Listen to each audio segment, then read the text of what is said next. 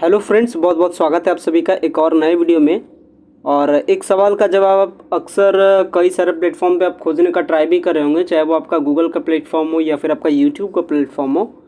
आप ये सारे प्लेटफॉर्म पे आप ये सवाल का जवाब खोज रहे होंगे कि आखिर पटना यूनिवर्सिटी और पाटलिपुत्रा यूनिवर्सिटी में एडमिशन का प्रोसेस कब से स्टार्ट होगा। और चूँकि मैंने भी बताया था पहले के वीडियोज़ के माध्यम से कि फर्स्ट वीक ऑफ मई के बाद यानी 12 या 13 मई के आसपास से आपका एडमिशन के लिए एक बार फिर से ऑनलाइन प्रोसेस स्टार्ट हो जाएगा। क्योंकि पटना यूनिवर्सिटी में तो ऑनलाइन प्रोसेस ऑलरेडी स्टार्ट था, लेकिन बैड लक कर सकते हैं इस ऑनलाइन प्रोसेस को भी रोक दिया गया था, इमीडिएटली स्टॉप कर दिया गया था। और पाटलिपुत्रा यूनिवर्सिटी में तो 25 अप्रैल से स्टार्ट ही होने वाला था, लेकिन स्टार्ट होने से पहले ही कह सकते हैं कि चंद्रग्रहण लग चुका था और आपका स्टार्ट हो नहीं पाया। इधर पटना यूनिवर्सिटी में स्टार्ट हुआ तो इसे भी रोक दिया गया। तो आखिर ये क्यों किया जा रहा है और आखिर ये कब तक स्टार्ट होगा, क्या सारी जो सिचुएशंस बन रही है सारी सिचुएशंस को लेकर के डिस्कस करेंगे। सो गाइज, अगर चैनल पे पहली बार विजिट किए हो तो चैनल को जरूर सब्सक्राइब कीजिएगा ताकि प्रॉपर अपडेट आपको मिल सके। और अगर आपको वीडियो पसंद आता है वीडियो को लाइक दीजिएगा, स्टार्टिंग टू एंड पूरी कहानी को समझिए। और अगर आप कहानी को समझ जाइएगा तो आप खुद कहिएगा कि क्या होना चाहिए क्या नहीं होना चाहिए। देखिए, फटाफट शॉर्ट में कहानी समझिएगा। होता क्या है कि जितने भी सारे यूनिवर्सिटीज़ हैं इंडिया लेवल पे, जितने भी सारे यूनिवर्सिटीज़ हैं इंडिया लेवल पे, उसको रन करती है कौन? यूजीसी यानी यूनिवर्सिटी अनुदान आयोग। यानी यूजीसी करने का मतलब होता है यूनिवर्सिटी ग्रांट कमीशन, या कह सकते हैं विश्वविद्यालय अनुदान आयोग। ये क्या करती है? सारे यूनिवर्सिटी को क्या करती है? रन करती है। और यही जो यूजीसी है, यूजीसी की ही प्लानिंग थी कि 4 साल का ग्रेजुएशन हो, 4 साल का ग्रेजुएशन का सिस्टम हो। और इसके लिए क्या करती है यूजीसी? बिहार के राज्यपाल क्या होते हैं यूनिवर्सिटी के, यानी जितने भी यूनिवर्सिटी हैं बिहार में, राज्यपाल क्या है? उनके चांसलर हैं। क्या है? चांसलर है। यानी डायरेक्टली ये किससे कांटेक्ट करते हैं? डायरेक्टली यूजीसी से कांटेक्ट रखते हैं। यानी यूजीसी वाले डायरेक्ट किसको बोलेंगे कि आप 4 साल का ग्रेजुएशन लागू कीजिए? चांसलर को। अब चांसलर क्या करते हैं? चांसलर के अंडर में बहुत सारे वीसी होते हैं, यानी वाइस चांसलर होते हैं। और हर वाइस चांसलर एक यूनिवर्सिटी का होता है। जैसे पाटलिपुत्रा यूनिवर्सिटी के लिए हो गए प्रोफेसर आर.के. सिंह, और पटना यूनिवर्सिटी के लिए वाइस चांसलर हो गए कौन? Professor Girish Kumar Chaudhary sir. यानी यूजीसी वालों ने यूजीसी वालों ने चांसलर को कह दिया कि 4 साल का ग्रेजुएशन लाइए।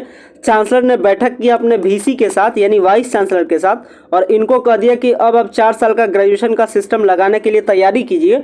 क्योंकि यूजीसी का क्या आ चुका है? नोटिस आ चुका है। तो जब यूजीसी को लेकर के जब यूजीसी का जो यूजीसी का ऑर्डर आया कि 4 साल का ग्रेजुएशन लगाइए, इसको लेकर के चांसलर साहब यानी राज्यपाल साहब ने वीसी साहब के साथ यानी वाइस चांसलर के साथ बैठक की। कब? 13 अप्रैल को। 13 अप्रैल को बैठक हुआ। बैठक होने के बाद ये तो डिसाइड होगा कि चलिए अब 4 साल वाला ही ग्रेजुएशन हम भी करवाएंगे बिहार में, 4 साल का ग्रेजुएशन का सिस्टम होगा। ये सब कुछ डिसाइड हो गया। डिसाइड होने के बाद फाइनली जाकर के प्लान तैयार हो गया। लगभग 17 अप्रैल को ये तैयार हो गया। पेपर में भी वायरल कर दिया गया, पेपर में भी न्यूज़ आ गया कि अब 4 साल का बिहार में ग्रेजुएशन का सिस्टम होगा। तो ये तो बात आपको भी समझ में आया था, हमें भी समझ में आया था। लेकिन यहाँ एक चीज़ क्लियर नहीं था कि आखिर इस 4 साल के ग्रेजुएशन वाले सिस्टम में पढ़ाया क्या जाए। तो 4 साल वाले ग्रेजुएशन के सिस्टम के लिए क्या करते हैं, जो चांसलर साहब है यानी जो राज्यपाल साहब है, वो क्या करते हैं? वीसी साहब को ऑर्डर देते हैं। वीसी साहब को कहते हैं कि आप एक सिलेबस बना करके लेकर के आइए। और तब से क्या होता है, सारे वीसी लगभग 7 वीसी को इसके कमेटी का मेंबर बनाया जाता है। किस चीज़ के लिए? सिलेबस बनाने के लिए। तो ये जितने भी सारे वीसी है वो क्या कर जाते हैं? सिलेबस बनाने के काम में जुट जाते हैं। कब से? 19 अप्रैल से। और इसी दिन वीसी साहब यानी कह सकते हैं वाइस चांसलर साहब, और इसी वाइस चांसलर में कौन कौन है? पीपीयू के भी वाइस चांसलर है, पीयू के भी वाइस चांसलर है। ये क्या करते हैं? दोनों वाइस चांसलर, मतलब 7 वाइस चांसलर थे, 7 यूनिवर्सिटी के चांसलर थे, 7 यूनिवर्सिटी के वाइस चांसलर थे। सब मिलकर के क्या करते हैं? सिलेबस बनाने का काम करते हैं और दावा करते हैं कि मैं 21 दिनों में सिलेबस को बना करके तैयार कर दूंगा। कितने दिनों में? 21 दिनों में। अगर आप 21 दिनों को जोड़िएगा, कब से? 19 अप्रैल से। अगर आप 19 अप्रैल से 21 दिनों को ऐड कीजिएगा तो आपका क्या होता है? 20 मई होता है। यानी 20 मई तक आपका सिलेबस बन करके तैयार हो जाएगा। ये पहले से दावा की जा चुकी है। तो ये तो कन्फर्म है कि 20 मई के बाद सिलेबस, 20 मई तक आपका हर हालत में सिलेबस बन जाएगा। और जब तक सिलेबस नहीं बनेगा तब तक एडमिशन का प्रोसेस स्टार्ट नहीं होगा। तो सिलेबस बनेगा, सिलेबस करने के बाद 3 दिनों का टाइम लेगा। सिलेबस बनने के बाद 3 दिन और भी टाइम लग जाएगा। किस चीज़ में? तो ये सिलेबस जाएगा राजभवन में, यानी चांसलर साहब के पास। और चांसलर साहब के जो अपर मुख्य सचिव होंगे वो क्या करेंगे, इसको वेरीफाई करेंगे, पढ़ेंगे, समझेंगे और समझने के बाद सही लगेगा तब इसको क्या कर देंगे, अप्रूव्ड कर देंगे। और जब इसका एक बार अप्रूवल मिल जाएगा, यानी कह सकते हैं ऑल ओवर रफली कह सकते हैं कि चलिए 20 मई तक का दावा किए तो आप रख लीजिए कि मान लेते हैं लेटर सपोज 25 मई तक आपका ये तो अप्रूवल भी हो जाएगा।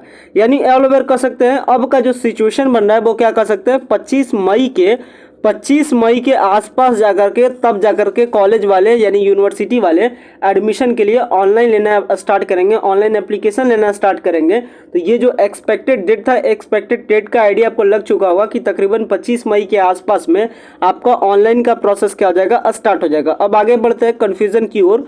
कन्फ्यूजन क्या है कि स्टूडेंट्स को कन्फ्यूजन है कि क्या इस बार पाटलिपुत्रा यूनिवर्सिटी भी टेस्ट लेगी एडमिशंस को लेकर के। तो आपको बता दें पाटलिपुत्रा यूनिवर्सिटी किसी भी प्रकार की टेस्ट इस बार तो नहीं लेगी, लेकिन अगले बार से पाटलिपुत्रा यूनिवर्सिटी भी टेस्ट लेगी। मतलब पाटलिपुत्रा यूनिवर्सिटी टेस्ट नहीं लेगी, एक कमेटी बनाई जाएगी जो सारे यूनिवर्सिटीज़ में, अगर आपको बिहार के किसी भी यूनिवर्सिटीज़ में अगर आपको एडमिशन लेना है, ये बिहार है अपना, और बिहार के किसी भी यूनिवर्सिटी में अगर आपको एडमिशन लेना है तो अगले साल से आपको एक टेस्ट देना पड़ेगा। जैसे अभी सेंट्रल यूनिवर्सिटी में, किसी भी यूनिवर्सिटी में आपको अगर आपको एडमिशन लेना होता है तो आप देते हैं CUET central university common entrance test. उसी तरीके से कह सकते हैं अगले बार लागू हो जाए BUET Bihar university common entrance test, कुछ इस तरीके का लागू हो जाए तो ये तो अगले साल से नियम होगा। लेकिन इस बार पाटलिपुत्रा यूनिवर्सिटी किसी भी प्रकार का टेस्ट लेगी, बट पटना यूनिवर्सिटी हर साल टेस्ट लेती है, इस बार भी टेस्ट लेगी। अगले साल से पटना यूनिवर्सिटी भी क्या हो जाएगी, अपने से टेस्ट नहीं लेगी बल्कि एक कमेटी होगी जो पटना यूनिवर्सिटी में भी एडमिशन लेने के लिए क्या करेगी, टेस्ट लेगी। तो इस बार तो टेस्ट वाला लफड़ा नहीं है, इसलिए आप इस बार बहुत हद तक कोशिश करें कि आपका एडमिशन हो ही जाए, अदरवाइज आगे चल करके आपको बहुत ज़्यादा दिक्कत होगा। इसलिए जो भी सारा डेट का सिचुएशन बन रहा था, डेट के सिचुएशंस को लेकर के मैंने बता दिया, इसलिए ऑनलाइन अप्लाई करने से मिस नहीं हो जाइएगा, अदरवाइज आपको मौका बहुत कम मिलेगा। बच्चे बहुत ज़्यादा हैं, सीट आपके कम है, इसलिए थोड़ा सा ध्यान रखिएगा कि आप ऑनलाइन अप्लाई करने से मिस ना हो जाए। हालांकि जब भी आपका इसको लेकर के कोई भी अपडेट आता है, कंफर्म में अपडेट आता है, तो फिर मैं आपको फर्दर अपडेट करूंगा। तो आशा करता हूँ ये वीडियो आपके लिए यूजफुल रहा होगा। जो भी सारे इन्फॉर्मेशन मैंने आपके लिए बताया है ये सब कुछ आपको समझ आया होगा। वीडियो को इन करते, thanks a lot for watching this very important video. और जैसा ही कुछ फर्दर अपडेट आएगा एडमिशन्स को लेकर के तो फिर मैं आपको फर्दर अपडेट कर दूंगा।